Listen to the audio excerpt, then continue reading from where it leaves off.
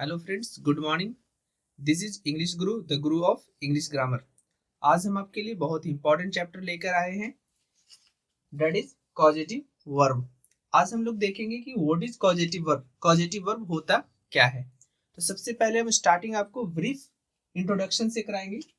एक ब्रीफली देख लिए हम जरा कि make, help, get and have, how they can be used as causative verb. कैसे यूज किया जाता है कॉजेटिव वर्ब।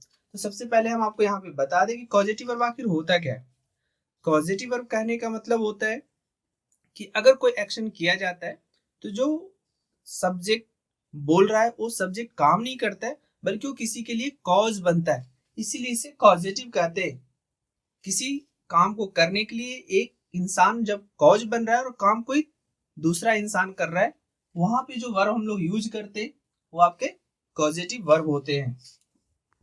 तो आइए हम लोग देखते हैं एक एक करके, हम सबका ब्रीफ इंट्रोडक्शन आपको करा दें कि मेक का यूज कब करते हैं कॉजेटिव वर्ब के रूप में, हेल्प का यूज कब करते हैं और गेट का यूज एंड हैव का यूज कब कब करेंगे हम कॉजेटिव वर्ब के रूप में। तो सबसे पहले हम मेक लेते,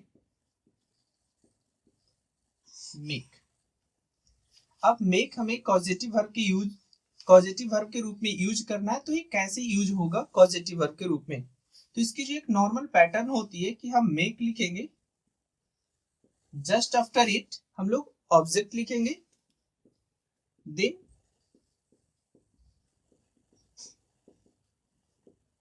इन्फिनिटिव लिखेंगे। इन्फिनिटिव कहने का मतलब आप लोग को पता होगा, two plus verb one, but यहां पे हमें विदाउट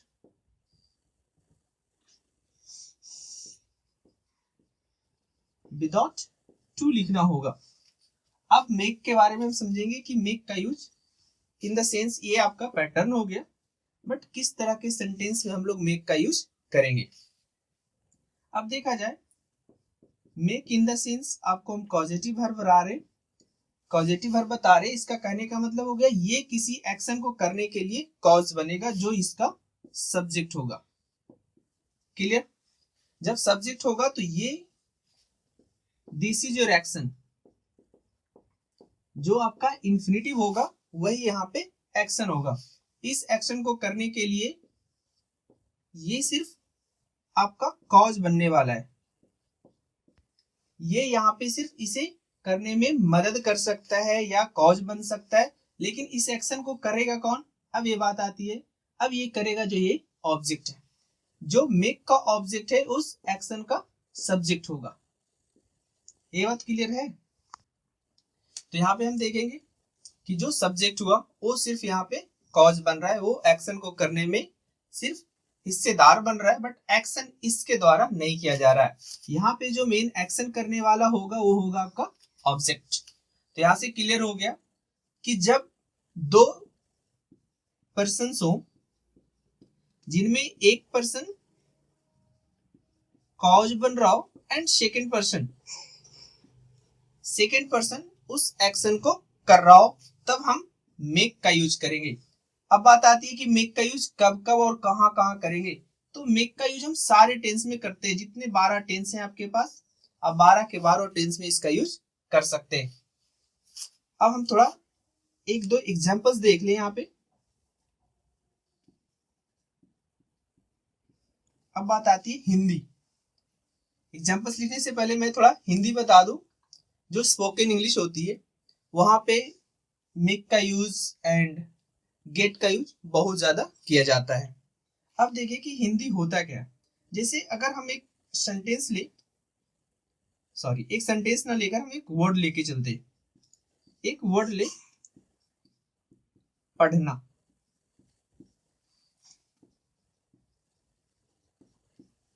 वी से रीड इन इंग्लिश, पढ़ाना। वी से टीच इन इंग्लिश। अब हमारे पास दोनों वर्ड है, पढ़ना और पढ़ाना, और इंग्लिश भी दोनों का साथ साथ है। बट हम सेकेंड वर्ड एक लिखने जा रहे हैं, पीटना, पिटवाना। Now look at the sentence. जैसे हम लोग बोलते बाल कटवाना, अगर इस तरह के सेंटेंसेस हम देखें तो इसका इंग्लिश हमें पता है, beat, but do you know the meaning of spelling of पिटवाना? पता चलेगा पिटवाना का क्या होता है? तब यहाँ पे कहते हैं पिटवाना, अगर हम बोलते हैं कि मैं आपको पिटवा दूंगा, इट मीन्स कहने का यहाँ पे मतलब हो गया, अर्थ हो गया इस सेंटेंस का कि हम कॉज बनेंगे, हम किसी को कहेंगे, कोई तीसरा इंसान जो होगा वो आपको पीटेगा। तो ये होता है आपका कॉज बनना या कॉजेटिव वर्ब होता है। क्लियर? तो अब देखिए कि हम मेक से किस तरह के सेंटेंस बनाएंगे।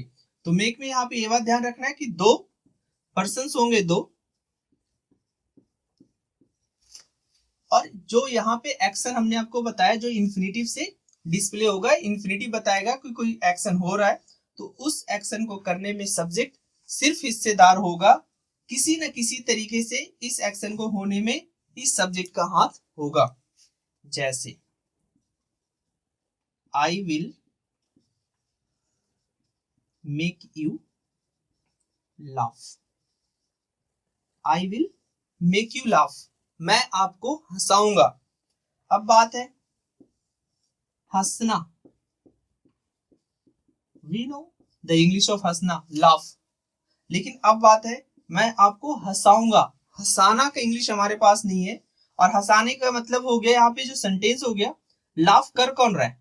यू कर रहा है, एक्शन यू के द्वारा हो रहा है, बट ये पार्शियली रूप से यहाँ पे हिस्सेदार होगा, ये कोई एक्शन करेगा, कोई कॉमेडी करेगी, कोई जॉब करेगा, कोई भी जोक करेगा या कॉमेडी करता है, उसके कारण यू क्या करता है?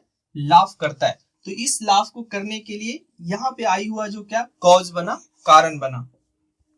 चलिए अब हम देखते हैं कुछ examples related to make. I will make you laugh, she made my baby whip, they made this program happen successfully, he has made us run in the sun। अब देखिए यहाँ पे जितने सारे आपके सेंटेंस के जो रियल सब्जेक्ट है, जो कि मेक का सब्जेक्ट होगा, बट जो एक्शन यहाँ पे हो रहा है हम देखेंगे अब एक्शन के बारे में। आई will make you, sorry,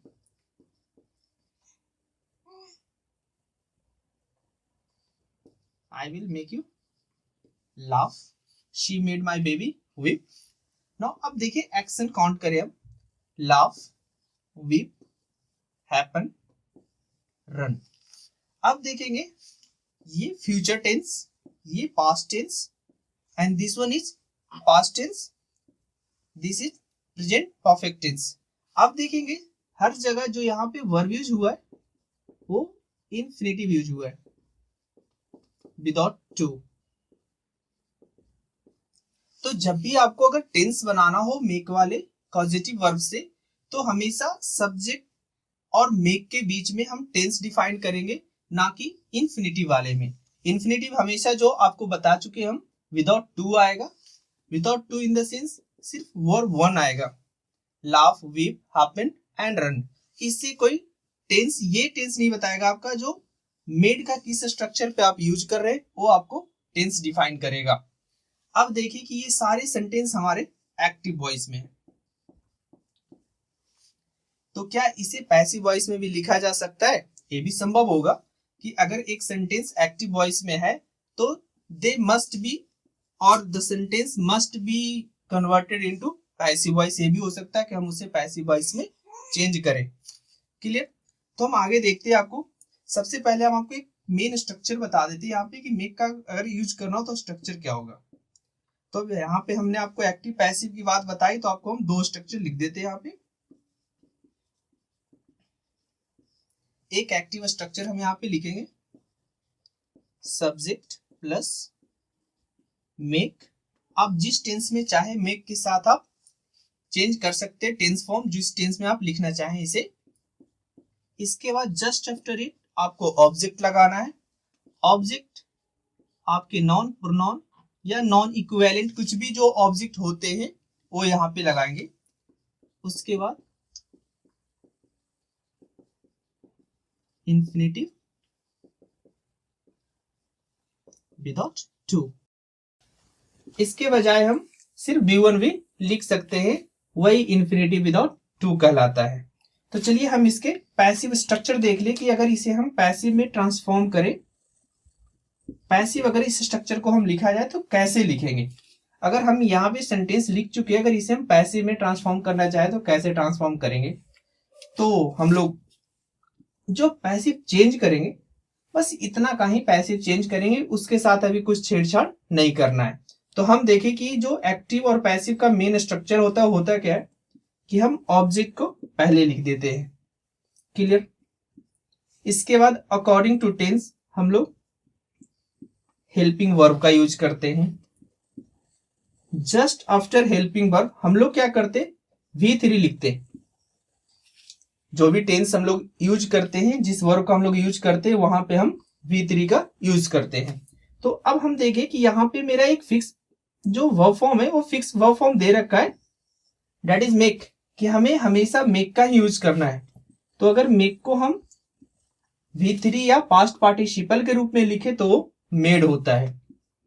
clear. अब यहाँ पे आती है आपकी जो कॉजेटिव वर्ब का एक्शन है। अब वो क्या होगा कि जो हम यहाँ पे एक्टिव वॉइस में इंफिनिटिव विदाउट टू लिख रहे थे, अब यहाँ पे वो इंफिनिटिव विथ टू आ जाएगा, प्लस जो हम लोग एक्टिव वॉइस के सब्जेक्ट को बाई प्लस एजेंट के रूप में लिखते हैं वो हम लिख देंगे। तो स्ट्रक्चर हमने आपको यहाँ पे लिख दिया, एक्टिव वॉइस का एंड देन पैसिव वॉइस का। बस आपको यहाँ पे ध्यान यही रखना है कि अगर एक्टिव में हमारा सेंटेंस है इंफिनिटिव विदाउट टू, अगर उसे हम पैसिव में लिख रहे हैं इंफिनिटिव विथ टू। अब आए थोड़े कुछ ट्रांसलेशन देख ले जो स्पोकन इंग्लिश वाले ज्यादा यूज करते हैं। आई विल मेक यू अंडरस्टैंड। देख लेंगे हम कि जब आई यहाँ पे सब्जेक्ट है, बट एक्शन जो हो रहा है उस एक्शन को करने में इसका सिर्फ ये कॉज बन रहा है, ना कि एक्शन करने में कोई हिस्सेदारी ले रहा है। जो क्लियर रूप से हिस्सेदार है, इट मींस जो करने वाला सब्जेक्ट है आपका। अगर बोल दिया जाए कि अंडरस्टैंड का सब्जेक्ट कौन होगा तो यू होगा।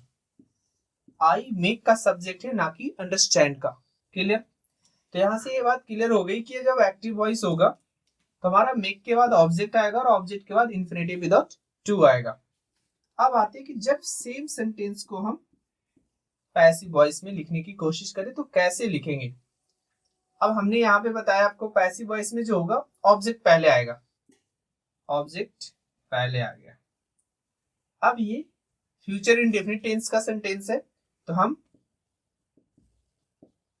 बी लगाएंगे, क्योंकि जब हम फ्यूचर टेंस जाए या जो भी मॉडल्स एक्सिलरीज वर्ब होती है अगर उसके हम पैसिव वॉइस बताएं तो वहां पे हम shall, will, may, might, can, could के बाद बी प्लस V3 का यूज करते हैं। यहाँ पे हमने लिख रखा है कि वर्ब हमारा एक ही है मेक, जिसका V3 फॉर्म होता है made. You will be made. अब आएगा जो मेन ट्विस्ट आपके सेंटेंस में होगा वो होगा वर्ब जो इंफिनिटिव आएगा वो जब एक्टिव वॉइस में होगा without to, when it is in passive voice तब हम इसे टू के साथ लिखेंगे।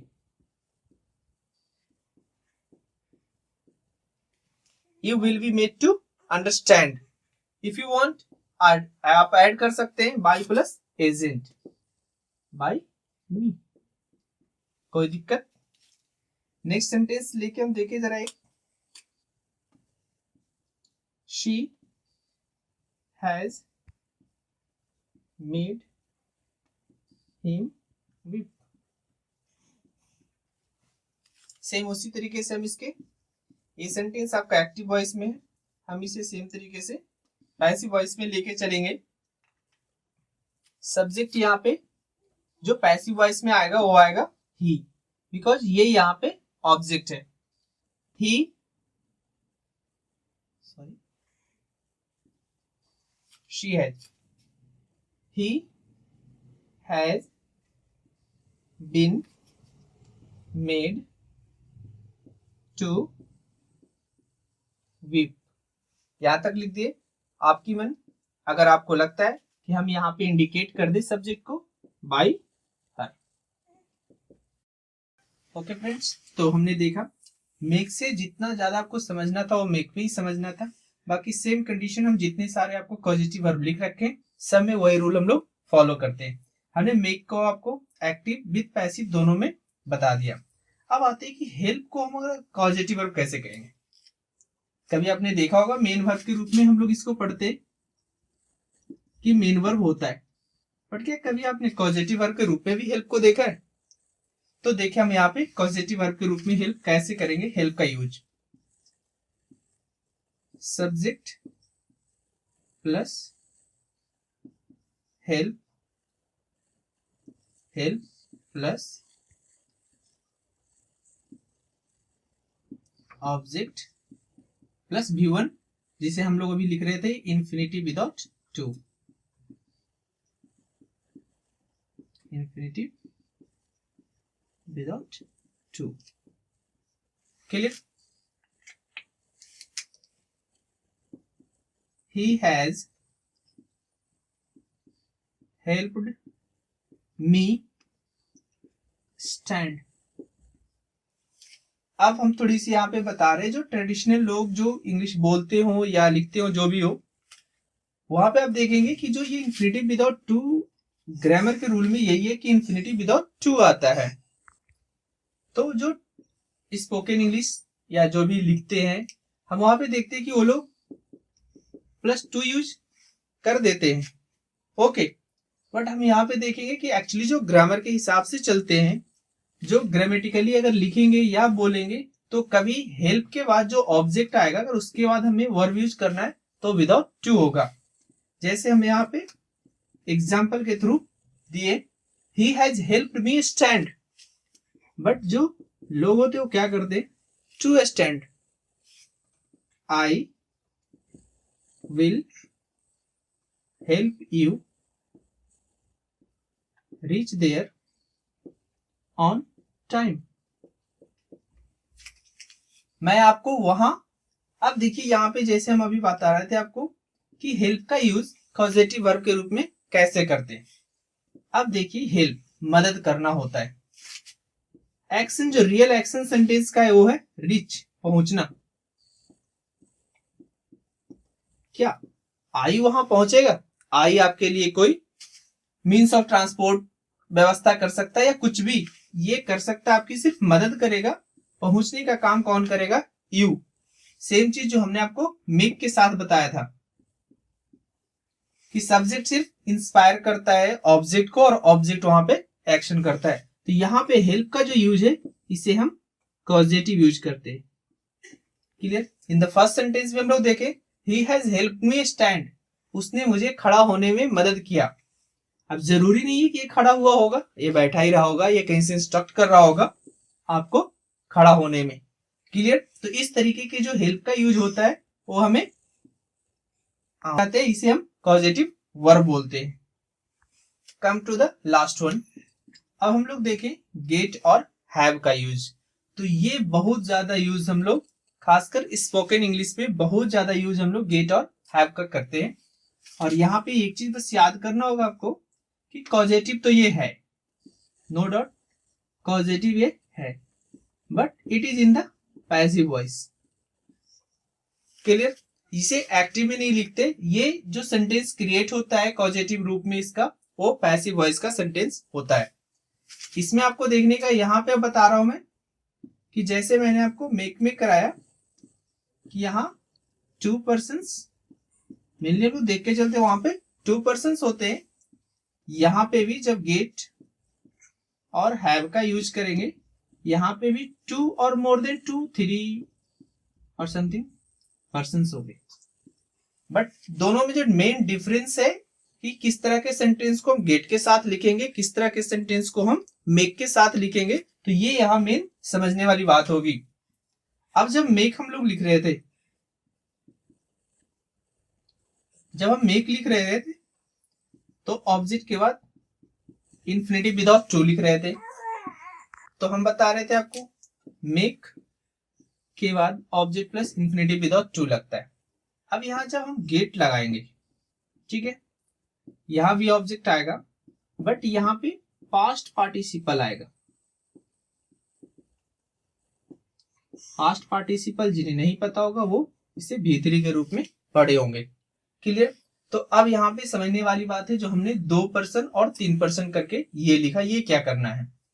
जब मेक होता है तो यहाँ पे ये जो एक्शन हो रहा था, जो भी एक्शन इस सेंटेंस में जब मेक से हम बना रहे थे, जब एक्शन हो रहा था, जो मेक का सब्जेक्ट था उस एक्शन को करने के लिए वो इंस्पायर कर रहा था और किसी न किसी तरीके से एक्शन में भागीदार बन रहा था। लेकिन जब गेट का यूज हम लोग करते हैं तो गेट में जो सब्जेक्ट होगा ये एक्शन को करने में किसी भी तरीके से भागीदार नहीं बनता है, ये बिल्कुल एक्शन से दूर होता है और ये एक्शन ऑब्जेक्ट के थ्रू किया जाता है, ऑब्जेक्ट के द्वारा किया जाता है। अब देखिए इसमें समझना मेन क्या है, जो आपको कॉम्पिटिटिव एग्जाम्स में आते हैं, कॉमन एरर हो गए या क्लोज टेस्ट हो गए, दोनों जगह आपको इसके यूज मिल जाते हैं। अगर गेट के बाद V1 दे दिया गलत, अगर मेक के बाद यहाँ पे V3 दे दिया तो गलत। ये हमेशा याद रखना है कि जब गेट और हैव आएगा तो जो ऑब्जेक्ट आएगा उसके बाद पास्ट पार्टिसिपल आएगा, और जब मेक आएगा तो उसके बाद जो ऑब्जेक्ट आएगा उसके बाद वर्ब 1 आएगा, इंफिनिटिव विदाउट टू आएगा। अब यहाँ पे देखने जैसे लिखते हैं कि अगर एक एग्जांपल ले लिया जाए जैसे, तो यहाँ पे देखना है कि जब गेट आएगा पास्ट पार्टिसिपल और जब मेक आएगा तो वर्ब 1 आएगा। अब यहाँ पे समझना था कि ये सिर्फ इंस्पायर कर रहा था, और यहाँ पे तो इंस्पायर करना है तो दूर, ये एक्शन एक तरीके से आप बोल सकते हैं कि थोड़ा बहुत इंस्पायर कर रहा होगा, लेकिन यहाँ पे अगर पर्सन से हम समझे तो यहाँ पे मोर देन 3 पर्सन होंगे। अगर पर्सन के थ्रू एक नॉर्मल जो जनरल सामने यहाँ पे लिखा था कि 2 पर्सन होते हैं और यहाँ पे मोर देन 2, इट मीन 3 होंगे या 3 से ज्यादा होंगे। अब कैसे, जैसे देखिए एग्जांपल्स के थ्रू हम आपको अगर समझाना चाहें, जैसे अगर सुबह सुबह एक हस्बैंड जो ऑफिस जाते रहता है, ऑफिस को लिए निकल रहा होता है, अब वो सोचता है कि यार आज ऑफिस ना जाए। इस केस में वो क्या कहता है, यार आज ना बहुत सारा कूड़ा हो चुका है यहाँ पे, हम इसे साफ कर देंगे। इन द मीन टाइम उसी समय उसकी बीवी आती है, वो बोलती है कि आप टेंशन ना लो, आप ऑफिस जाओ, हम इसे करवा लेंगे। अब ये सेंटेंस को समझिए, अब बीवी बोल रही है कि हम इस काम को करवा लेंगे।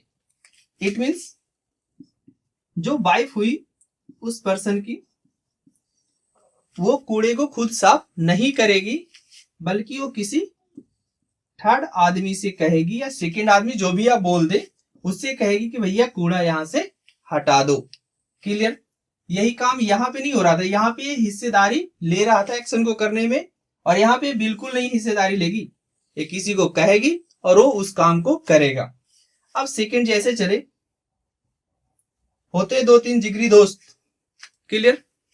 अब कभी उनमें मन मुटाव हो जाए, कभी झगड़ा हो जाए, तो झगड़ा इतना दूर तक पहुंच जाता है, तब वहां पे एक दोस्त बोलता है कि हम आपको देख लेंगे।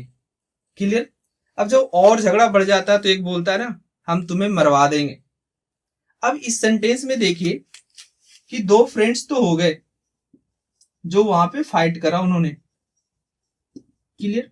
जब फाइट करने के लिए 2 फ्रेंड्स थे, अब जब दोनों डिवाइड हो गए, एक इधर और एक इधर, अब ये बोल रहा है कि हम आपको मरवा देंगे। इट मीन्स ये एक्शन नहीं करेगा, बल्कि ये किसी तीसरे आदमी को एक्शन देगा जो आप पे किया जाएगा। क्लियर। तब हम उस समय गेट का यूज करते हैं। कहने का हुआ कि सब्जेक्ट किसी तरीके से उस काम को करने में हिस्सेदारी नहीं लेता है। क्लियर। जब गेट और हम हैव का यूज करेंगे। क्लियर। ओके फ्रेंड्स, तो देखते हैं इसका स्ट्रक्चर क्या होगा गेट और हैव का। हमने लिखा सब्जेक्ट गेट और हैव प्लस ऑब्जेक्ट और पास्ट पार्टिसिपल। मेन यही आपको याद रखना है कि जब भी गेट और हैव का हम यूज कॉजेटिव के रूप में कर रहे हैं तो उसके बाद पास्ट पार्टिसिपल आएगा। जैसा हमने लिखा he will get his hair cut tomorrow, वह कल अपना बाल कटवाएगा।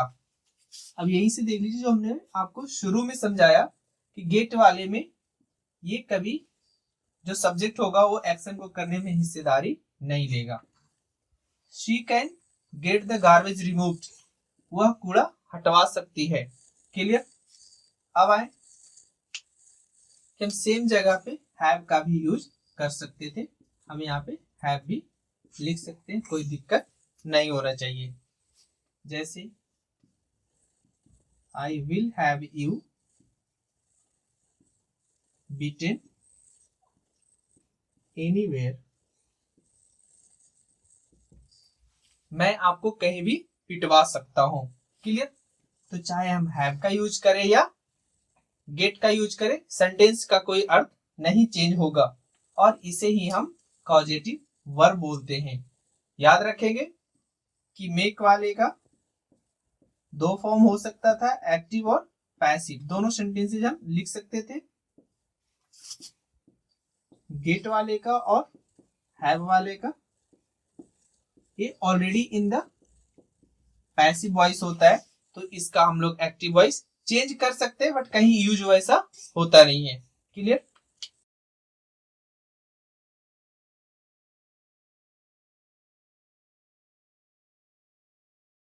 Okay guys, I hope you all enjoyed the session, whatever I have taught in this video. Clear?